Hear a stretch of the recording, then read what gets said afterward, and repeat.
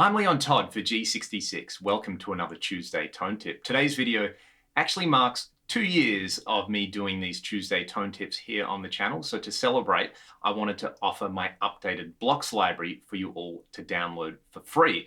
Now, if you've got an existing blocks library using Axe Edit 3, FM9 Edit, or FM3 Edit, you can simply download the folder, unzip it, and then go to the individual folders for each block. For example, the delay block, open that folder, take the little block files in there and copy those over to the relevant folder in your existing blocks library. If you don't have a blocks library, then try this. Go to Settings, Preferences, navigate to Workspace, and under this tab here that says Library, hit Browse and just point that towards the file that you have downloaded and unzipped.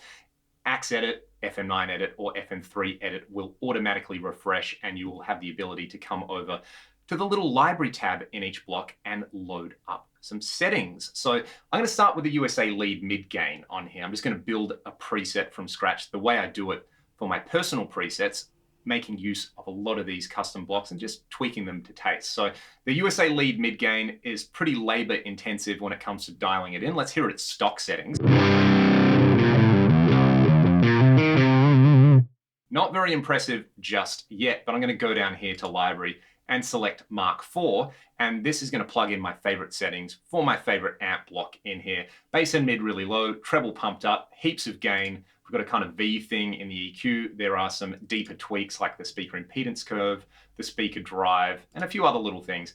I'm using my go-to Cab IR LT TV Mix 7 here, by the way. You can grab that one from Exchange. I'll link that along with the blocks in the video description. Let's hear this now.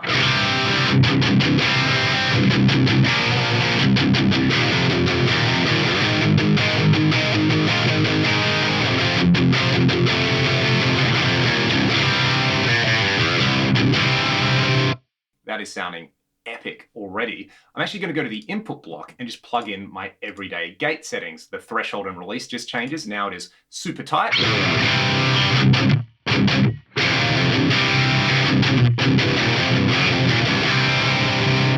And for a high gain tone, I would go one step further and tighten this even more. With a multi-band compressor, you can load up the tight setting in here. All you need to do is tweak the threshold in here. Basically, I just set it so this mid-band doesn't move when I'm strumming away, and when I'm palm muting, I wanted just a little bit of gain reduction in there. So I'm actually going to turn this up just a little bit with this amp. Check it out.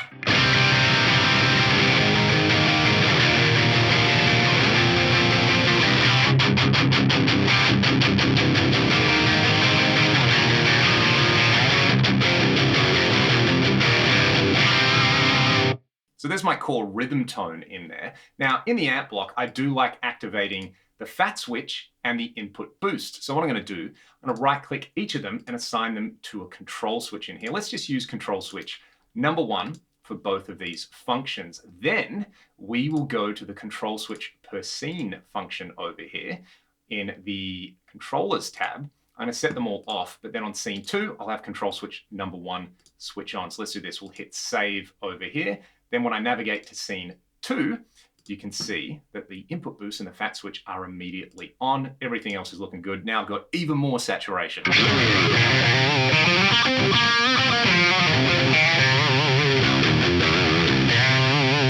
So far, so good. I wouldn't mind a little bit of ambience on this right here. So let's add a reverb block.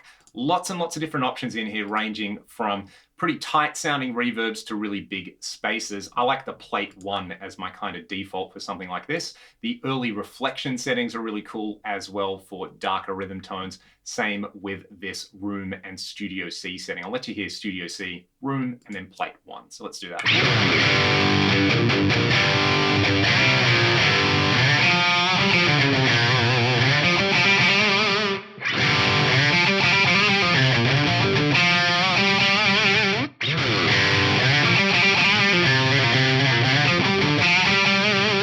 Let you hear some of those Lush reverbs with a clean tone in just a minute. Let's hit save there, because this is scene 1. On scene 2, I wouldn't mind having a big juicy delay, and there's a few different options for that. You can either use the delay block or the multi-tap delay block. One of my favorite settings in here with the delay block, Joule 42, so kind of going for this lexicon style thing in here. Normally I run this block in parallel. If you don't want to run it in parallel, simply turn the mix control down and bring the level back up to 0 dB on it, or you can even give yourself a little bit of a boost when it's on. Let's go over to scene 2 with this one, because that's where I've got the input boost and the fat switch on the amp. This one sounds incredible.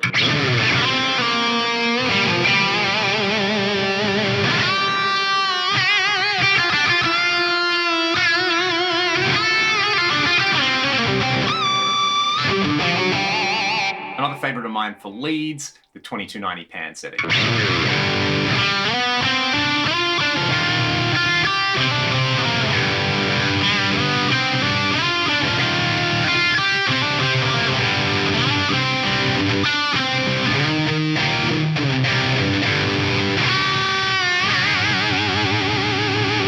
I'm going to bump this delay block over just for a second.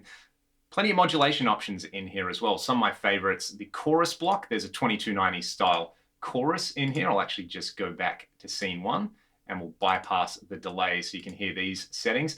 I really like the 2290 chorus. The Boss DC2 in there as well is pretty epic. So let's hear those. There's lots of options in here though.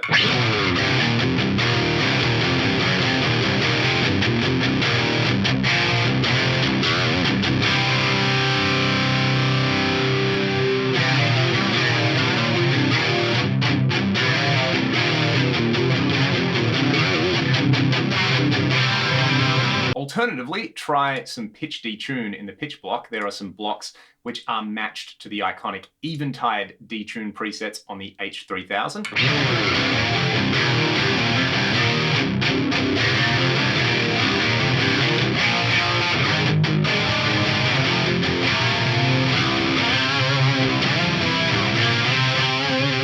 I really like this DDD preset in here using the dual detune delay as an alternative delay with some lovely pitch detune.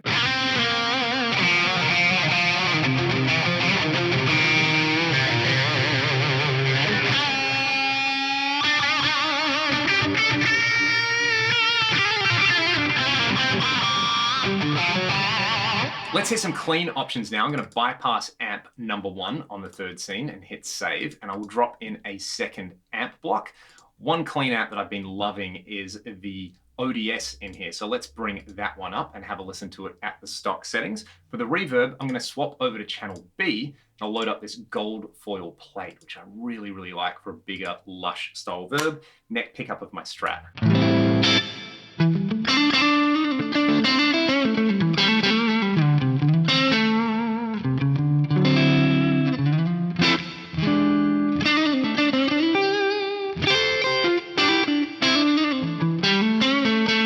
Let's combine that with a delay on channel B. I'm going to bring up, what am I going to bring up? Maybe let's go for this RE202 old tape based on like a space echo style thing. I'll just bring the mix and the overall level down a little bit for all you right here. This one's pretty subtle, so I find you need to bring the mix up above 50% on it. Let's have a listen to that.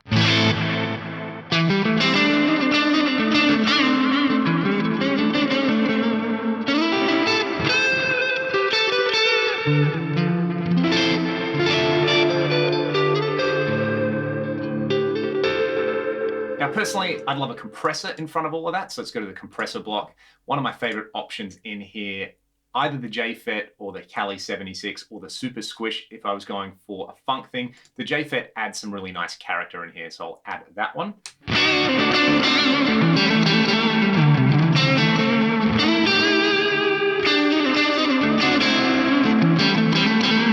Let's add some modulation up front. In the flanger block, there are some blocks that have been matched to a vintage electric Mistress in here. Shout out to my buddy Nicholas for helping and basically doing all the hard work on all of these. I just ran some test signals through some of my gear and they did all the magic in the axe. Fave number 1 for the electric Mistress is really, really cool.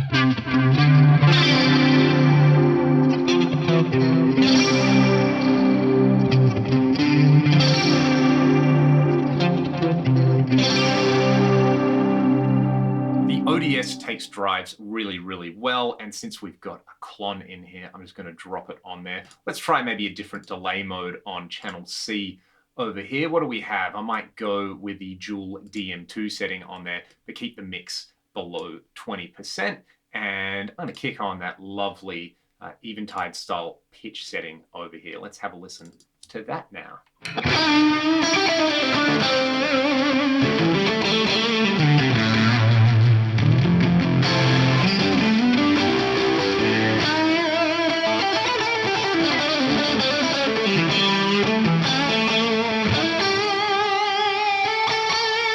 It's got like 80s studio grease written all over it. If you wanted something maybe less corny sounding, let's turn the pitch off. Let's move the mix and the delay even lower. Let's try a different reverb over here, and let's go for the spring echo. Actually, we'll bypass the delay because the spring echo is pretty cool. It's using the spring reverb block in here with a long decay time, but essentially we're playing around with the advanced parameters so that we're just getting like a delay, but it's a spring delay.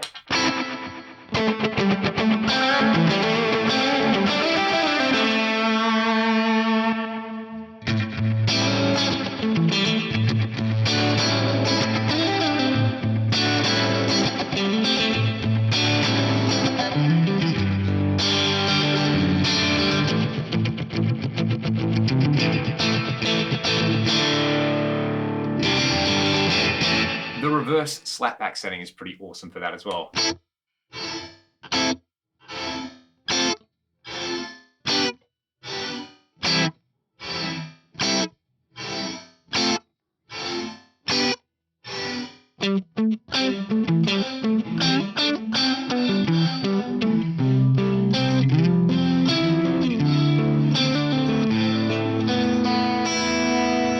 One last block of particular note is the multi-tap delay. I love this block so much.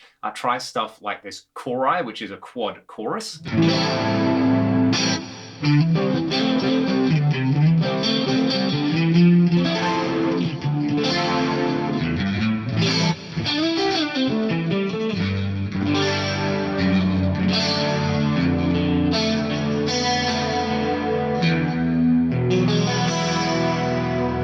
There's a setting in here called faux rotary that I use all the time, especially on the FM3. It's really nice if you don't have space to add a chorus block or a rotary block on there.